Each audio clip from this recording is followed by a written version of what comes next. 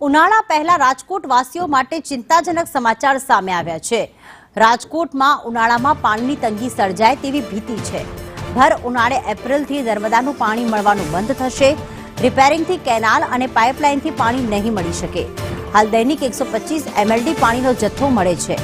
રાજકોટને દૈનિક 350 mld પાણીના જથ્થાની જરૂરિયાત છે, પણ 125 mld પાણીનો જથ્થો જ મળી રહ્યો છે, જેના કારણે હવે રાજકોટવાસીઓએ પાણીની તંગી માટે તૈયાર રહેવું પડશે, કારણ કે નર્મદાનું પાણી બંધ કરવામાં આવશે। ભર ઉનાળે એપ્રિલ મહિનાથી જ નર્મદાનું પાણી મળવાનું બંધ થશે। રિપેરિંગના કારણે કેનાલ સાથે પાઇપલાઇનથી પણ પાણી નહીં મળી શકે।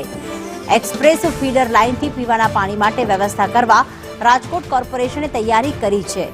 હાલમાં જે દૈનિક 125 mld પાણી મળે છે તે ખૂબ ઓછું છે, કારણ કે રાજકોટની જેટલી વસ્તી છે તેને દૈનિક 350 mld પાણીના જથ્થાની જરૂરિયાત રહેતી હોય છે। આજી ન્યારી ડેમમાંથી મોટા પ્રમાણમાં પાણી ઉપાડીને વિતરણ કરવામાં આવે છે।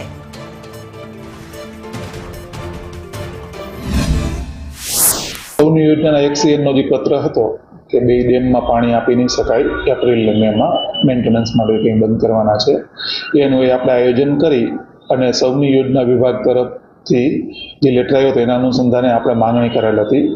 આજી ડેમમાં આજની તારીખે 770 MCFT નો જથ્થો છે, જ્યારે ન્યારી ડેમમાં 1100 MCFT નો જથ્થો છે। આજી ડેમમાં 130 MCFT ફૂલ લેવલથી ઓછું છે, જ્યારે ન્યારી ડેમમાં 150 MCFT ઓછું છે।